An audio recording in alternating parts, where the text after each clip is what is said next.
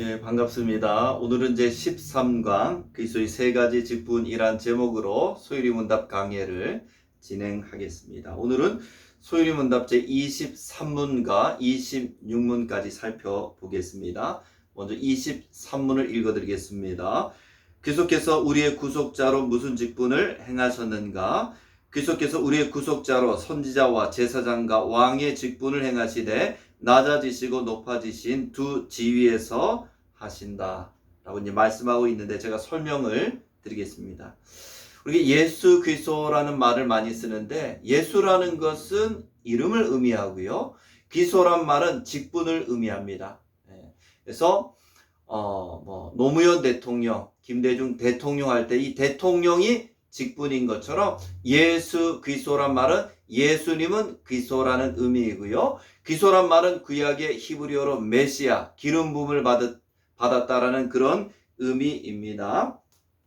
구약에는 특별히 하나님의 일을 하는 사람에게 기름을 부었습니다. 왕에게 기름을 부었고, 선지자에게 기름을 부었고, 제사장에게 기름을 부었습니다. 기름을 붓는다는 것은 그 사람을 성령으로 충만하게 한다는 의미가 있습니다. 그래서 사울 왕이 사무엘로부터 기름 부음을 받은 다음에 성령으로 충만하게 된 것을 볼 수 있습니다.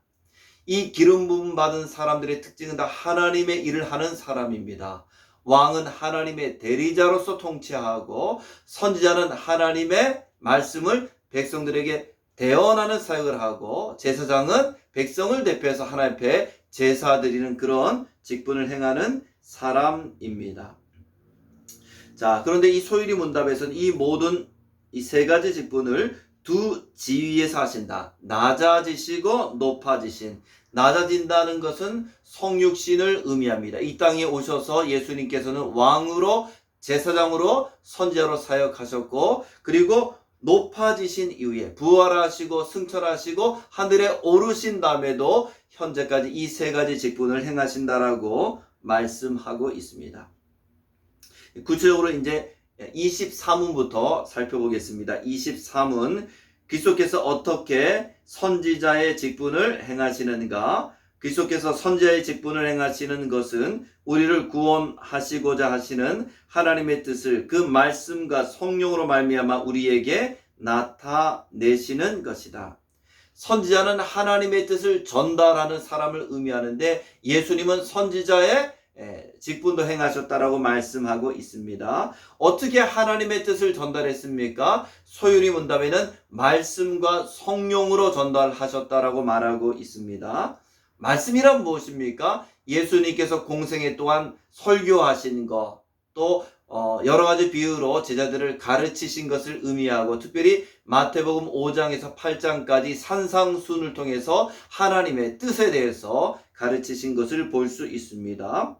성령으로 가르치셨다는 의미는 무엇입니까? 성령의 능력으로 병자를 치유하시고, 성령의 능력으로 이적을 행하신 모든 것 자체도, 그 이적에도 하나님의 뜻이 내포되어 있습니다.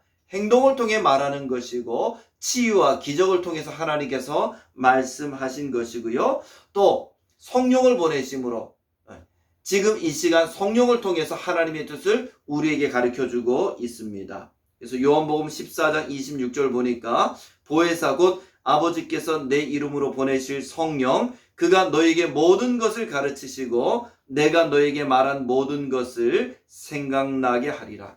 지금은 성령을 부으셔서 성령을 통해서 하나님의 뜻을 가르쳐 주신다라고 말씀하고 있습니다.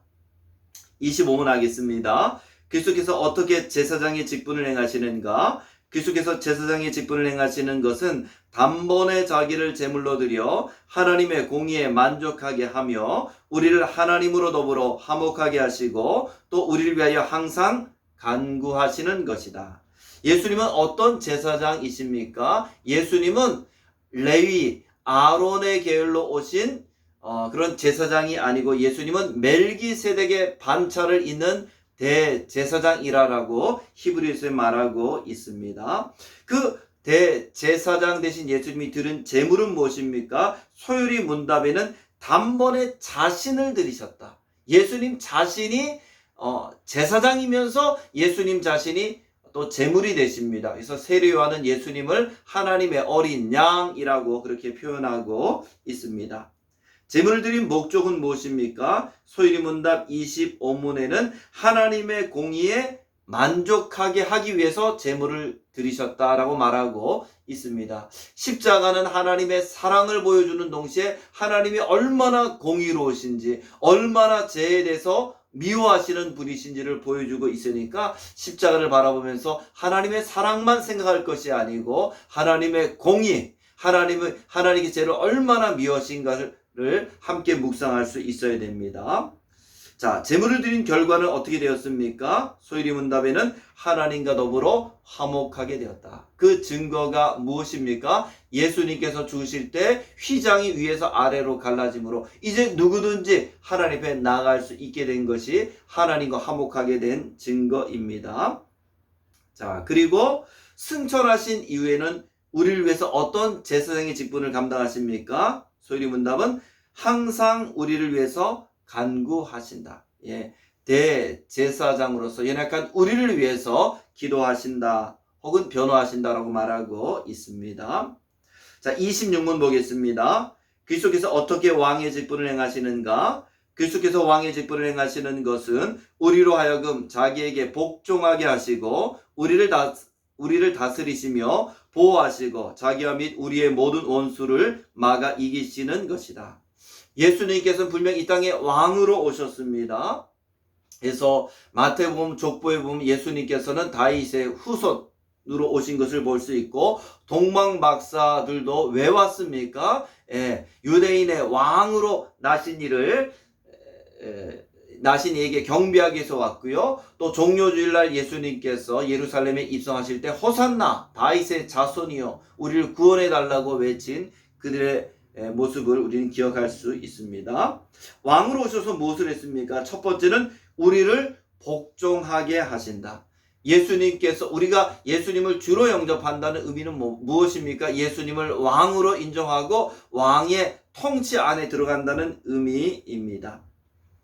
영국에서도 시민권을 받기 원하면 나중에 시민권을 받을 때 선서를 하게 되어 있는데 그때 모든 법을 지키고 여왕의 권위에 순복한다는 그런 고백을 하는 것처럼 우리가 예수님을 믿는다는 것을 예수님을 왕으로 인정하고 그 권위 아래 굴복하는 것을 의미합니다. 두 번째로 예수님 왕으로서 통치하신다는 거죠. 어떻게 통치하십니까? 지금은 예수님께서 복과 심판을 통해 세상을 통치하시고 또 이 모든 세계, 이 모든 피조 세계를 하나님은 통치하시고 특별히 하나님의 교회는 하나님의 교회 직원을 통해서 목사와 장로와 집사를 통해서 통치하십니다. 또 세 번째, 예수님 왕으로서 우리를 보호하신다라고 말하고 있습니다. 왕은 백성을 보호할 그런 의무가 있습니다. 요한복음 10장 29절 말씀 보니까 그들을 주신 내 아버지는 만물보다 크심에 아무도 아버지의 손에서 빼앗을 수 없느니라. 아무도 우리를 빼앗을 자가 없고 하나님께서 지켜주시겠다 말씀하고 있고요. 자, 소위문답 네 번째는 우리의 모든 원수를 막아 이기신다라고 말하고 있습니다. 마태복음 16장 18절 말씀 보니까 내 교회를 세우리니 음부의 권세가 이기지 못하리라. 음부의 권세를 이기하시겠다. 보호하시겠다, 물리치시겠다 분명히 말씀하고 있습니다. 그래서 오늘은 예수님의 세 가지 직분, 왕으로서의 예수님, 또 선지자로서 예수님, 제사장으로서 예수님에 대해서 살펴보았습니다. 또 다음 주에 또 소위문답 강의를 진행하도록 하겠습니다. 감사합니다.